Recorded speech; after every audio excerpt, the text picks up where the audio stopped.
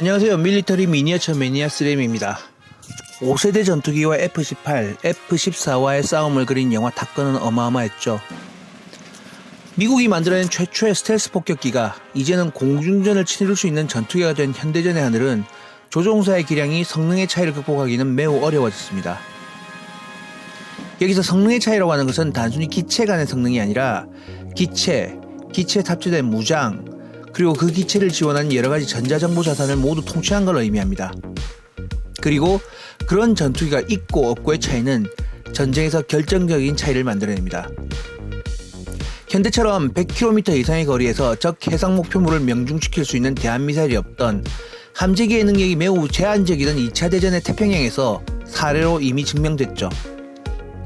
그래서 세계의 질서란 이름으로 규범을 강조하고 이를 준수하게 하기 위한 미국의 무력에 대한 대안이 별로 없는 가장 큰 이유도 가장 강력하고 실질적인 운영이 가능한 해상 전력, 즉 미국의 항모 전단의 위력에는 전 세계에 대적할 나라가 없기 때문이죠. 하지만 2차 대전 이후 적수가 없던 대양에서 미국에 저항하는 세력, 중국이 부상하고 그 증명이 바로 중국의 항모들로 나타나고 있습니다. 앞으로 제해권을 오직 미국에만 두지 않겠다는 중국의 의지인데요.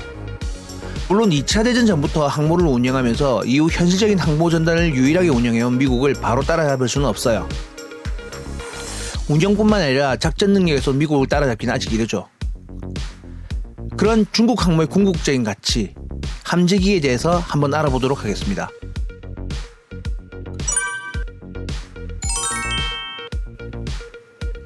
현재 중국은 제-15를 사용하고 있고 FC-31을 차기로 준비하고 있습니다. 제-15라는 이름보다는 수호이 33이라는 이름이 외형과 더 익숙할지도 모르겠습니다. 수호이 33은 수호이 27부터 시작되는 러시아 전투기의 함재기형이며 기본 외형은 수호이 27과 거의 유사하면서 기체 앞부분의 카나드 부분이 외형적으로 가장 크게 구분되는 점입니다.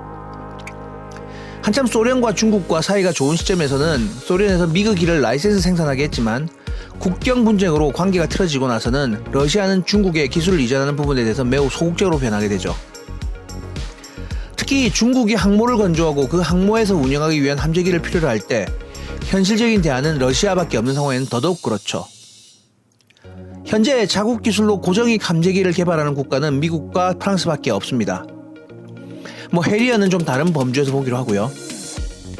안 그래도 해외로 힘을 뻗어나가는 것을 경제하는 미국이 한국과 일본, 대만에 전투기를 주는 한이 있어도 중국에 함재기를 줄 리는 없죠.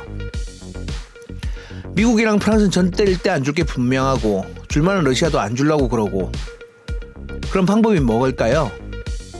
네, 중국의 주특기 짝퉁이죠. 수호이 27을 복제 생산한 J-21 전투기를 생산한 경험으로 수호이 33은 이전보다 빨리 진행되고 있습니다. 그 스펙은 수호이 33을 복제한 기종이라고 결코 무시할 순 없어요. 기체는 21.9m에 날개폭 14.7m의 대형 기체에 이로 인한 연료 탑재량을 통해서 3,500km의 항속거리와 속도는 마 1.98에 도달할 정도로 고성능 기체입니다. 거기다 스텔스 이전의 전투기 중에서 기체의 디자인은 가장 높은 기동성을 가지고 있다고 평가되죠. 먼저 중국은 우크라이나를 통해 시제기인 T-10K3를 입수하여 복제를 떼기 시작했죠. 그래서 나온 모델은 정말 수호이 33과 똑같은 모양의 전투기가 나왔습니다. 문제는 모양만 같다는 거죠.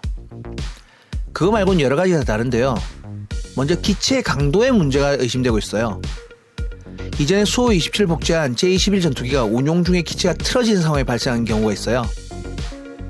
탑승한 승객이 멀미가 나지 않도록 조용조용 운행하는 항공기와는 다르게 전투기는 공격, 회피 등 교전 중 다양한 그리고 높은 G 기동을 할 수밖에 없습니다.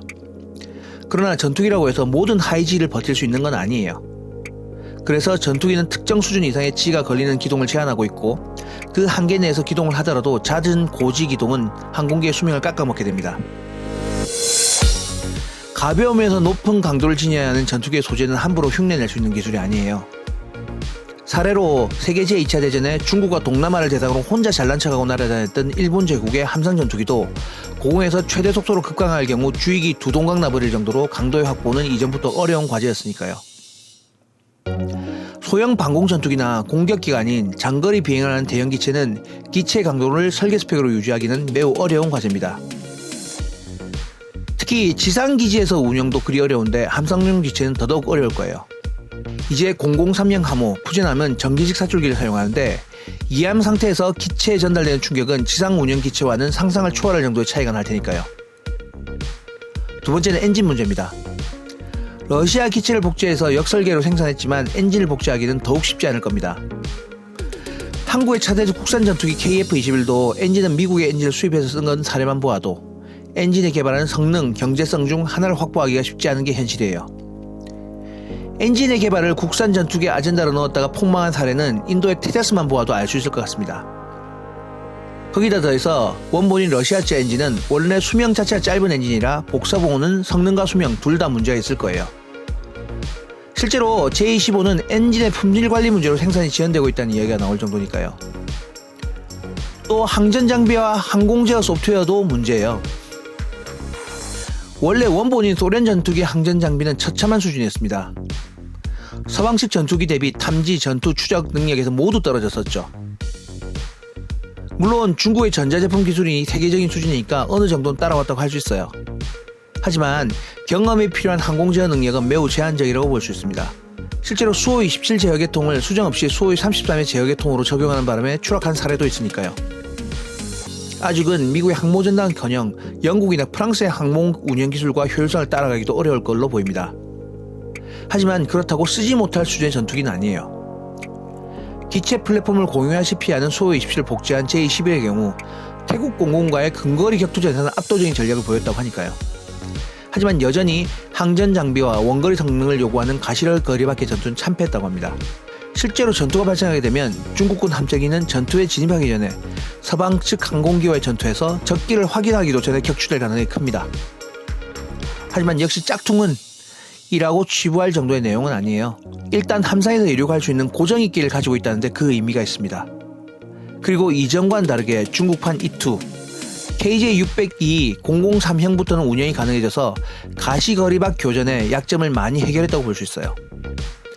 그리고 그 함상 전투기가 소형 방공 전투기 미기 19가 아니라 장거리 제공, 방공, 공격이 가능한 수호의 30단을 복제한 J-11이라는 데는 정말 큰 의미를 가지고 있어요.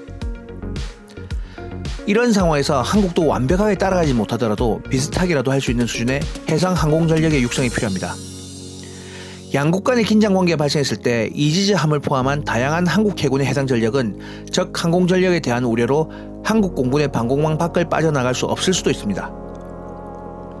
중국이 무려 2013년부터 지금까지의 계획으로 슈퍼캐리어 003 푸젠함을 구현했듯이 한국도 장기 계획을 통해서 한국 경유의 재해권과 국제적 분쟁 시 무력 대응에 일방적으로 밀려서 소극적인 대응으로 일관하지 않기 위해서는 장기적인 준비가 필요해 보입니다.